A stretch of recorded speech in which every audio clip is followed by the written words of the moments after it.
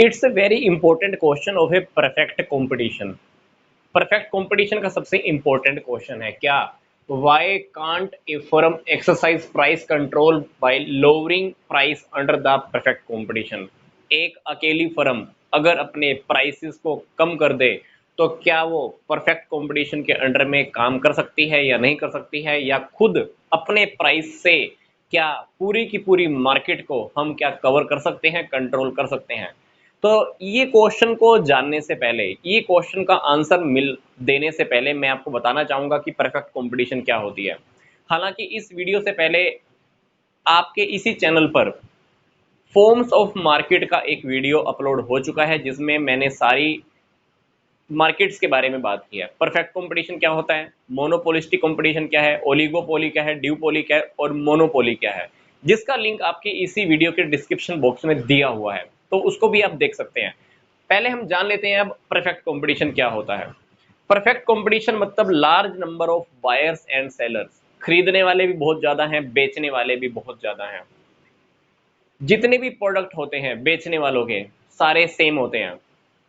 Customer के पास substitute होता है, अगर वो एक दुकान से नहीं खरीदेगा तो उसको वही प्रोडक्ट दूसरे दुकान से मिल जाता है। अगर दूसरी दुकान से उसको वो प्रोडक्ट नहीं मिलता है तो हो सकता है कि वो तीसरी दुकान से भी जाके खरीद ले, तो कस्टमर को कोई फर्क नहीं पड़ता है, प्रोडक्ट होमोजीनियस होता है, सेम मिलता है। तीसरी बात, each firm produces only A small fraction of the total market supply cause of the limited production capacity. Industry है, मान लो ये इंडस्ट्रीज के अंदर काफी सारी फर्में होती है, मान लो ये 5 फर्में काम कर रही हैं, फर्म ए, firm B, firm C, firm D, firm ई। इंडस्ट्री क्या होती है, मान लो ये शुगर की इंडस्ट्री है, इस शुगर की इंडस्ट्री के अंदर मान लो शुगर को प्रोडक्शन करने वाली शुगर की मान लो 5 फैक्ट्रियां हैं, फैक्ट्री 1 ए, फैक्ट्री बी, फैक्ट्री सी, फैक्ट्री डी, फैक्ट्री ई।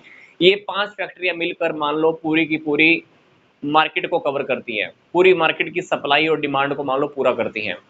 तो इस बात का क्या मतलब है, हर फर्म क्या करती है, हर फर्म के पास, हर एक फर्म की इतनी कैपेसिटी नहीं है कि वो अकेली ही पूरी की पूरी मार्केट की सप्लाई को पूरा पूरा कर दे। फॉर एग्जांपल, मान लो डिमांड रहती हो 1000 किलो चीनी की, मान लो डिमांड रहती है हर महीने मान लो 1000 किलो चीनी की, तो किसी भी फर्म में इतनी कैपेसिटी नहीं है कि वो सारा का सारा ही खुद सारा प्रोडक्शन खुद ही कर ले।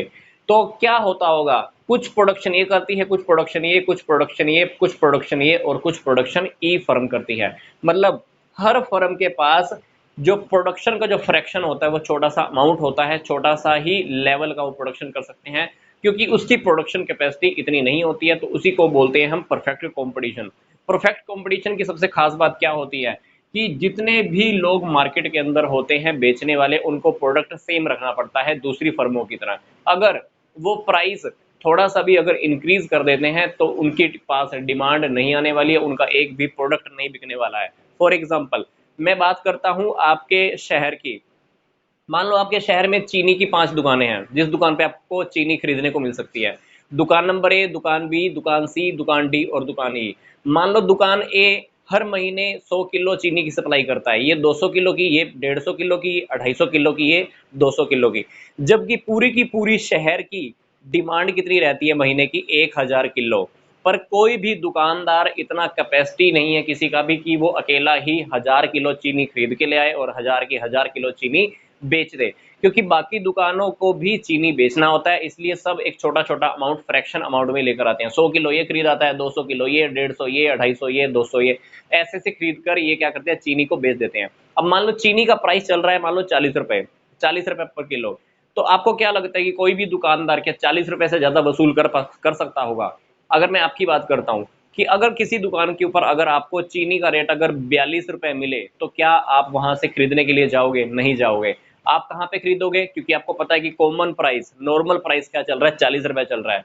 तो आप डेफिनेटली 42 रुपए वाली चीनी को छोड़कर कितने रुपए वाली खरीदने के लिए जाओगे? 40 रुपए वाला अमाउंट ही खरीदने के लिए जाओगे। यहाँ पे एग्जाम्पल देता हूँ, मान लो इसने क्या किया, चीनी का प्राइस मान लो 42 रुपए कर दिया, तो डेफिनेटली इसके पास डिमांड क्या हो जाएगी, जीरो आएगी। कोई भी कस्टमर इसके पास खरीदने के लिए नहीं आने वाला है, सारे के सारे कस्टमर किनके पास चले जाएंगे, ए के पास, बी के पास, डी या ई के पास, क्योंकि इसकी डिमांड क्या हो जाएगी, जीरो हो जाएगी। तो प्राइस को अगर बढ़ा देते हैं तो डेफिनेटली प्राइस को बढ़ा देने से जिस भी फर्म ने अगर प्राइस को बढ़ाया उसकी डिमांड क्या हो जाएगी, जीरो हो जाएगी, क्योंकि कस्टमर को पूरी नॉलेज है मार्केट की, उसको पता है कि मार्केट के अंदर एग्जिस्टिंग प्राइस क्या चल रहा है, पहले से प्राइस क्या चल रहा है, तो कस्टमर वहां पे अपने आप ही शिफ्ट हो जाता है। ठीक है, अब बात हमारी ये हो रही थी कि अगर कोई फर्म अगर प्राइस को कम कर दे, तो मान लीजिए डी ने प्राइस कम कर दिया, चीनी का रेट कर दिया इसने 38 रुपए किलो। ध्यान से देखना, अब ये हमारे क्वेश्चन का आंसर आ रहा है। डी ने प्राइस कर दिया 40 रुपए, हर कोई बेच रहा है, इसने प्राइस कर दिया 38 रुपए किलो। अब ध्यान से देखना, मार्केट की डिमांड क्या है, 1000 किलो। क्या आपको लगता है कि 1000 किलो की कैपेसिटी को ये पूरा कर पाएगा? क्योंकि इसकी खुद की सप्लाई करने की कैपेसिटी कितनी है, सिर्फ 250 किलो। अब ये 1000 के 1000 किलो खरीदने के लिए लोग अगर इसके पास पहुंच जाएं, तो इसकी 250 किलो तो बिक जाएगी मान लो। उसके बाद बाकी का जो 750 किलो पूरा करना है, लोगों को कहां पे जाना पड़ेगा, इन्हीं के पास जाना पड़ेगा। किसके पास? ए के पास, बी के पास, सी के पास और ई के पास। इन लोगों ने तो डेफिनेटली प्राइस कम नहीं किया ना, इन लोगों ने तो प्राइस क्या किया हुआ है, 40 रुपए रखा हुआ है। अब ये लोग 40 रुपए के ऊपर बेच रहे हैं, तो अभी डी को क्या फील होगा? डी को ये फील होगा कि देख, मैंने तो 38 रुपए के ऊपर बेचकर मैंने अपना नुकसान करा दिया। डी को ये लगेगा कि मैंने तो पहले भी 250 किलो बेच ही देता था, प्राइस कम होने से फिर भी 250 किलो बिकी है, कैपेसिटी मेरी इतनी थी नहीं कि मैं 1000 किलो बेच देता। प्राइस कम होने से इसका 250 किलो तो बिक गया 38 रुपए के हिसाब से, बट बाकी कस्टमर कहां शिफ्ट हो गए? बाकी दुकानों के ऊपर शिफ्ट हो गए। उनको वहां पे कितना प्राइस मिला? 40 रुपए मिला। तो आपको क्या लगता है कि ये 38 रुपए प्राइस रखने वाला है? नहीं रखने वाला है। इसको अपना प्राइस 40 रुपए ही रखना होता है, इसको अपना प्राइस 40 रुपए ही रखना होगा।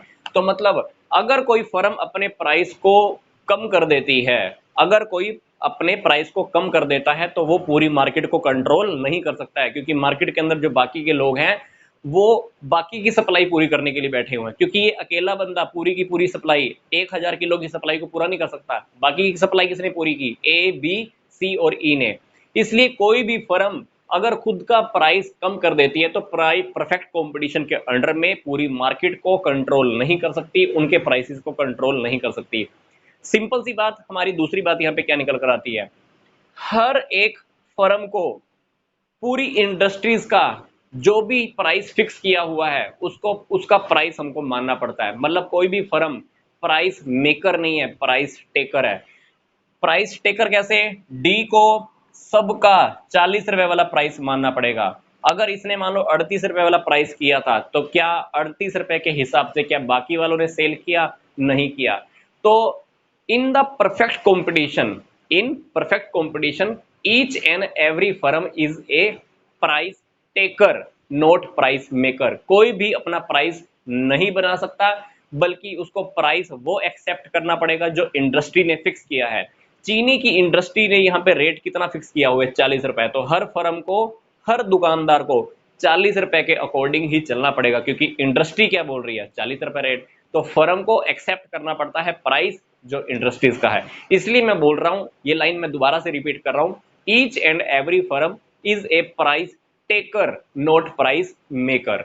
इसलिए प्राइस के अगर कम कर देने से कोई भी एक अकेला फर्म पूरी परफेक्ट कंपटीशन की सभी फर्मों को कंट्रोल नहीं कर सकता, प्राइस को कंट्रोल नहीं कर सकता, क्योंकि हम एक स्मॉल फ्रैक्शन ऑफ अमाउंट का ही सप्लाई हम सप्लाई कर पाते हैं, पूरी की पूरी मार्केट की सप्लाई तो हम पूरी कर ही नहीं पाते हैं। तो परफेक्ट कंपटीशन के अंदर प्राइसेस उनको सेम ही रखने पड़ते हैं। प्राइस के कम कर देने से पूरी मार्केट आप कवर नहीं कर सकते हो।